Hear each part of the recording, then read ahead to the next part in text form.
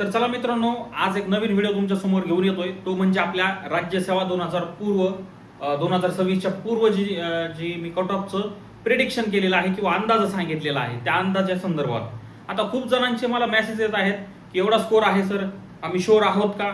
किंवा काही positive comment येत आहेत, काही निगेटिव्ह कमेंट येत आहेत की एवढा कमी कट ऑफ कसं काय असू शकतो.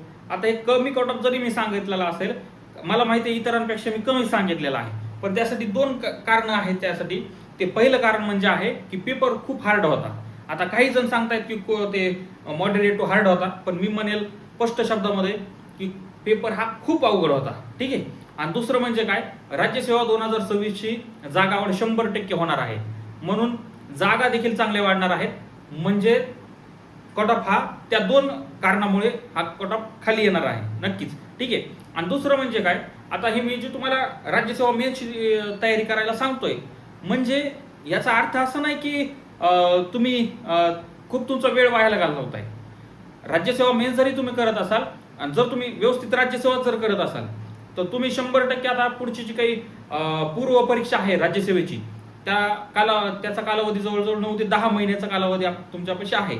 मग आता तुम्ही त्या 9-10 महिने फक्त प्रिलिम्सचा अभ्यास करणार का? नाही. तुम्ही 4 ते 5 महिने किंवा 6 महिनेपर्यंत हा डिस्क्रिप्टिव्ह म्हणजे मेन्सचा अभ्यास करायला हवा.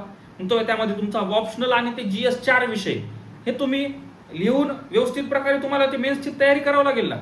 त्यासाठी ते 5-6 महिने तुम्हाला ते करावं लागेल, आणि जो उरलेला 3-4 महिन्याचा कालावधी आहे त्यामध्ये तुम्ही प्रिलिम करू शकता. आणि जर हा कट ऑफ त्यासाठीच मी कमी सांगितलेला आहे की जरी तुम्ही आता उद्या समजा बसलात तर ठीक आहे, तुम्हाला तुमच्या मेन्सचा म्हणजे लिहिण्याचा जो काही सराव आहे तो तुम्हाला नक्कीच फायदा पडेल मेन्ससाठी. आणि जर अदरवाईज तुम्ही त्या मेन्ससाठी क्वालिफाय झाला नाहीत, ठीक आहे, तर मग तरी देखील तुम्हाला ते 5 ते 6 महिने तुम्हाला डिस्क्रिप्टिव्ह म्हणजे लिहिण्याची तयारी करायचीच ना. ठीक आहे. मग त्यासाठी हे काही तुमचं काही टाइम वेस्ट होणार नाहीये जर तुम्ही प्रॉपरली राज्यसेवा करत असाल तर. आणि दुसरा राहिला विषय, आता काही जणांची निगेटिव्ह कमेंट आली, एवढा कमी असतो का, काय असतो का? अरे बाबांनो, मी काही आयोग नाही किंवा त्या आयोगामध्ये माझे काही सहकारी बसलेले नाहीत का, किंवा माझे मी काय तिथे येत जात नाही.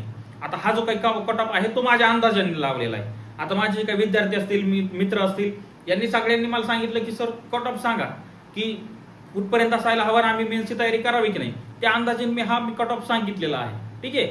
पण आता मी काय आयोग नाहीये, तुम्हाला अगोदरच क्लिअर सांगतोय. ठीक आहे. आणि हा जो काही आहे कट ऑफ, तो माझे विद्यार्थी किंवा मित्र असतील त्यांचा स्कोर किंवा त्यांचे मित्राचे मित्र असा स्कोर इंडिव्हिज्युअली मी सगळ्यांचा पाहिलेला आहे. आणि त्या स्कोरवर मी हा जो काही कट ऑफ आहे ते प्रिडिक्शन केलेला आहे. जर तुम्हाला योग्य वाटत असेल घ्या, अदरवाईज सोडून द्या. ठीक आहे. अदरवाईज तुम्ही ज्या शिक्षकांना फॉलो करत असाल त्यांचा कट ऑफ हे करा, नाही तर अदरवाईज आपला कट ऑफ तुमच्यावर काय मी थोपवलेलं नाही. ठीक आहे. आणि दुसरं म्हणजे काय, आता राज्यसेवाचा जे काही मेन्सचा जो काही सिलेबस आहे, म्हणजे GS 4 म्हणजे GS 1, GS 2, GS 3 आणि GS 4 हे 4 GS चे जे सब्जेक्ट आहेत किंवा पेपर आहेत, ते पेपर मी तुमच्या पुढे लवकरच नव्या टीम सोबत घेऊन येतोय.